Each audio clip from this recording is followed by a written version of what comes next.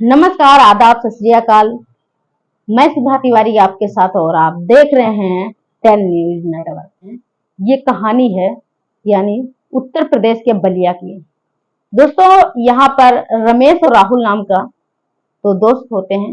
राहुल होता है वो गांव में ही एक ठेले में फलों का दुकान लगाता है और जो रमेश होता है वो मुंबई में काम कर रहा होता है। दोनों में खूब अच्छी खासी दोस्ती थी। दोनों अच्छे खासे दोस्त थे, अच्छे से हर बातें शेयर करते थे, यानी एक दूसरे से हर बातें शेयर करते थे। जब दोनों हर एक से अपनी दिल की बातें शेयर करते थे, एक दिन राहुल होता है वो फोन करता है अपने दोस्त के पास और कहता है कि दोस्त, मेरी शादी होने वाली है लेकिन मेरे पास पैसे नहीं है। तो रमेश कहता है कि टेंशन क्यों ले रहे हो, पैसों के लिए क्या टेंशन लेना, जब आपका दोस्त आपके साथ है। मैं आपको 2 लाख रुपए आपके अकाउंट में ट्रांसफर करता हूँ और मैं भी आ रहा हूँ। रमेश भी वहां से आ जाता है और आने के बाद अच्छे से शादी होती है, खुश होते हैं, खुशी खुशी रह रहे होते हैं। और कुछ दिन बीतता है, यानी फिर राहुल मुंबई यानी रमेश मुंबई चला जाता है। राहुल भी रह रहा होता है क्योंकि उसकी पत्नी होती है वो बड़ी खूबसूरत होती है, जिसका नाम रीता होता है। रीता खूब अच्छी, सुंदर और सुशील, पढ़ी लिखी लड़की होती है, अच्छे से रह रहे होते हैं। लेकिन इन खुशियों में एक दिन ऐसा आग लगता है, यानी ऐसा तूफान आता है, ऐसा दर्द होता है जो किसी से भी देखा नहीं गया। एक दिन राहुल सब्जी यानी फल लेने मंडी जा रहा होता है, तभी उसी एक रोड एक्सीडेंट में उसकी मौत हो जाती है। ये बात जब रमेश को पता चलता है, वो भी बहुत दुखी होता है और मुंबई से तुरंत वहां से चल देता है। आने के बाद यहाँ देखता है तो घर पूरा रो रहा होता है, यानी उसे देखा नहीं गया। लेकिन फिर भी वो सबको इस तरीके से रो रहा था, इस तरीके से तसल्ली दे रहा था।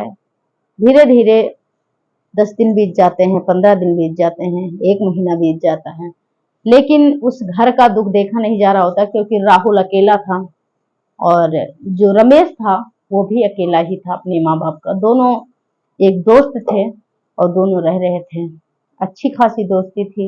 लेकिन इन खुशियों में किसी की ऐसी नजर कहते हैं लगी, या ऐसा भगवान का नजर हुआ कि इन खुशियां एक ही 6 महीने में बिखर गई, टूट गई। कुछ दिन जब रमेश यहाँ रहता है तो जो राहुल की माँ होती है कहती है, बेटा, जो राहुल अच्छे से दुकान चला रहा था, अच्छे से काम चल रहा था, क्यों ना आप ही दुकान लगा लो, अच्छे से फल की दुकान लगा लो, अच्छे से चलेगा।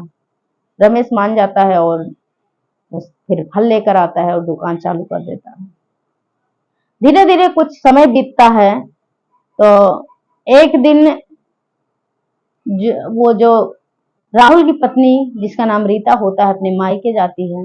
मायके जाने के बाद माँ कुछ दिन रहती है तो उसकी माँ कहती है कि बेटा, अभी अब यानी राहुल को गुजरे हुए 1 साल भी नहीं हुआ, तुम अपनी सास के पास जाओ क्योंकि वो अकेली रो रही होंगी। उन्हें ढांस देना, उनको हिम्मत बंधवाना, उनके साथ रहना। और रीता वहां से आ जाती है, अपने सास के साथ रहने लगती है।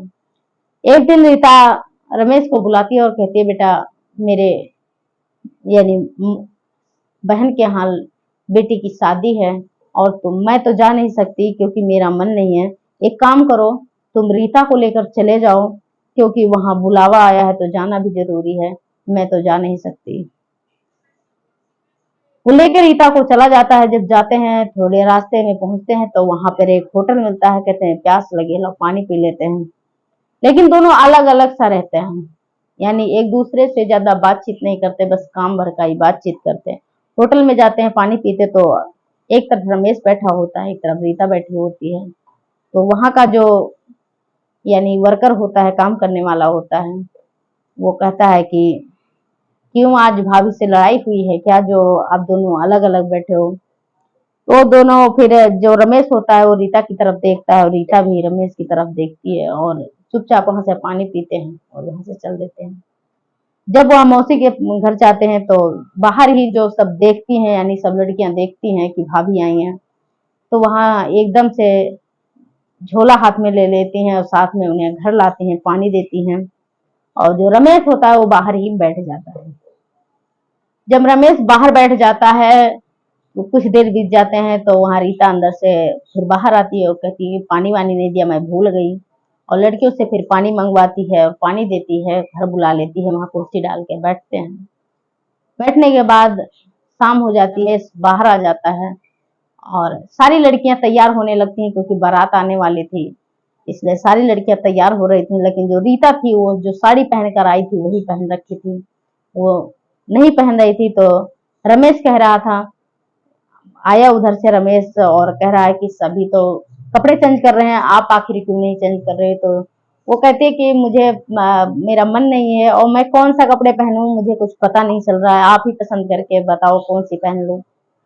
तो रमेश होता है एक कपड़ा साड़ी डिसाइड करता है, वो रीता पहन लेती हैं और शाम होती है, बारात आती है, सारे उत्सव होते हैं, अच्छे से बीतता है। वहीं पे रात हो जाती है, कुर्सी डाल देती हैं और वहीं पे रमेश भी अंदर ही जाके बैठ जाता है, बैठे बैठे वहीं कुर्सी पे ही सो जाता है। सुबह होती है, उठते हैं सारे बारातियों की विदाई होती है, यानी लड़की भी विदा हो जाती है। और विदा होने के बाद फिर जो रमेश होता है रीता वो भी कहते हैं कि हम घर चलते हैं। तो उनके घर वाले कहते हैं आज रुक जाओ, कल चले जाना। तो रमेश कहता है नहीं, मेरा फल खराब हो रहा होगा, क्योंकि फल का दुकान करता हूँ, फल मेरा खराब हो जाएगा। लेकिन रोक लेते हैं, रुक जाता है, रात में वहां रुकते हैं, सब बातें करते हैं।